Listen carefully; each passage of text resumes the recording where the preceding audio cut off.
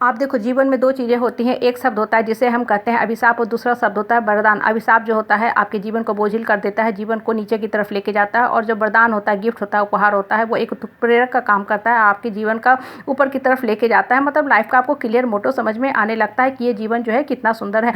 देखो, इसका एक परफेक्ट एग्जाम्पल है, वो है अकेलापन। ये देखो, अकेलापन एक ऐसा चीज़ है जो एक ही जगह दोनों चीज़ मिलने वाली है। आपको ये अभिशाप भी प्रतीत होता है और आपको ये वरदान भी प्रतीत होता है। देखो, पहले एक एंगल से बात कर लेते हैं कि अकेलापन आपके लिए अभिशाप क्यों बन जाता है। देखो, जब भी आप दुख, दर्द, कष्ट, क्लेश, संताप में पड़ते हो, कर्म की मार झेलते हो, तो आपको लगता है कि हाँ, हम बिल्कुल ही अकेले हैं, मेरे पास कोई नहीं है। कोई ऐसा आदमी होता है जिससे हम बात करते हैं, आपके अंदर की इनसिक्योरिटी होने लगती है, हीन भावना से आप ग्रसित होने लगते हो, बेचैन फील करने लगते हो, क्योंकि मनुष्य एक सामाजिक प्राणी है। वो अपने लिए एक साथी खोजता है, दोस्त, साथी, समाज, परिवार खोजता है, जिसके साथ वो मिलकर बैठ के बातें कर सके, अपने दुख, दर्द, कष्ट, क्लेश, संताप को शेयर कर सके। हर समस्या का हल देखो दूसरे के पास नहीं होता, लेकिन जब हम आपस में बातचीत करते हैं तो काफ़ी हद तक हम अपने जो दुख दर्द को कम करने में सफल हो जाते हैं, या कभी कभी मन भी हल्का होने लगता है। तो इसलिए हम क्या करते हैं, अकेलापन से बचना चाहते हैं। और ऐसी स्थिति में अगर कोई आपको अपना नहीं मिलता, दोस्त, साथी, समाज, परिवार, तो आपको एक जीवन ही मीनिंगलेस लगने लगता है, जीवन बोझ लगने लगता है। आपको लगता है हमारे धरती पे आने का क्या फ़ायदा हुआ। आप अपने समय को बर्बाद करने लगते हो, वेस्ट करने लगते हो, और आपको ये जो अकेलापन है अभिशाप के रूप में प्रतीत होने लगता है। देखो, ये जो सारी बातें हैं एक एंगल से हमने बताई, एक तर्क शक्ति के आधार पर बताई। इसको साइड करो, साइड करो, एक कॉर्नर पे कर दो, माइंड के एक तरफ करके रख दो। अब देखो, दूसरे एंगल से बात करो तो अकेलापन वरदान होता है, अकेलापन गिफ्ट होता है, उपहार होता है। कैसे? वो देखो, जब भी आप समाज में, परिवार में रहते हो, लोगों से घिरे रहते हो, आप कभी भी अपने आप से बात नहीं कर पाते हो, आप लोगों की बात सुनते हो, लोगों के हिसाब से चलते हो, और आपका जीवन ही बीत जाता है लोगों को खुश करने में।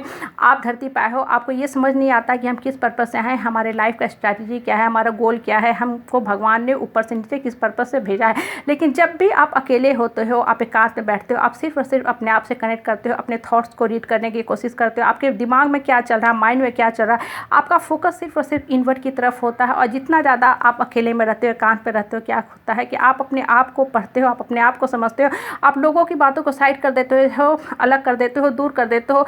ऑर्डिनरी मंडेन लाइफ में होता क्या है कि हम सिर्फ और सिर्फ लोगों को खुश करने में लगे रहते हैं। हमारा पूरा जीवन सिर्फ और सिर्फ लोगों के अप्रूवल, एक्सेप्टेंस, एप्रिसिएशन में लग जाता है, बीत जाता है। हम हमेशा इस कोशिश में लगे रहते हैं कि हाय हमसे कोई नाराज़ ना हो जाए, अगर ऐसा हो जाएगा तो हम अकेले हो जाएंगे, लोग हमको छोड़ देंगे, परिवार हमको छोड़ देगा, नाम चला जाएगा, हमारी आइडेंटिटी खत्म हो जाएगी।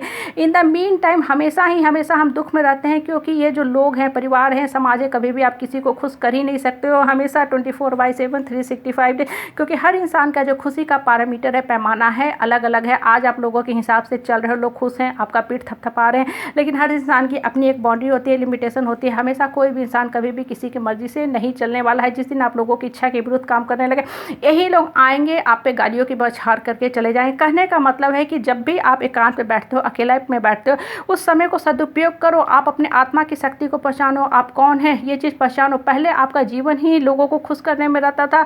आप इस डर से जिलते थे, सहम कर रहते थे, गिड़गिड़ाते थे, पढ़ते थे, माफ़ी मांगते थे लोगों के सामने, क्योंकि आपके अंदर की जो शक्ति थी वो छीन हो गई थी, डिप्लीट हो गई थी, खत्म हो गई थी। लेकिन जब आपने एकांत में बैठा, अकेले बैठा, अपने आप को हायर पावर से कनेक्ट किया, तब आपको पता चला कि जो एकांत है, अकेलापन है, वो वास्तव में हमारे अंदर की शक्ति को बाहर निकालने के लिए हुआ है।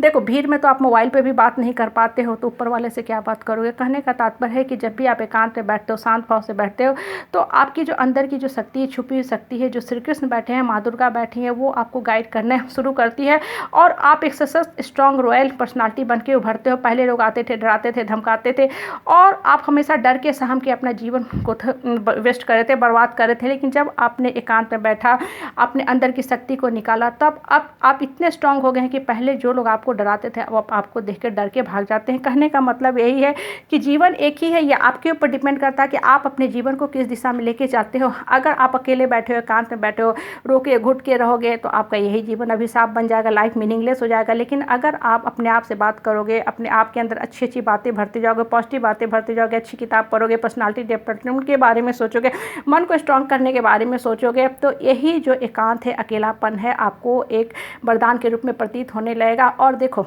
इंसान जो है ना, अगर अंदर से कमज़ोर रहेगा तो भीड़ में भी अकेला ही फील करेगा, और अंदर से मजबूत रहेगा तो वो अकेले होते हुए अपने आप को संपूर्ण फील करेगा, क्योंकि उसने अंदर की जो शक्ति है, माँ दुर्गा है, श्री कृष्ण, उसको जगा लिया। अब वो अपने आप को सारे पॉजिटिव शक्तियों से घिरा हुआ पा रहा है, इसलिए कभी भी वो अपने आप को अकेलापन फील करेगा ही नहीं। इसलिए जब भी आपको मौका मिलता है, आप अकेले बैठते हो, एकांत में बैठते हो, अपने अंतर मन को स्ट्रॉन्ग करो, अपने अंतर मन के कृष्ण को जगाओ।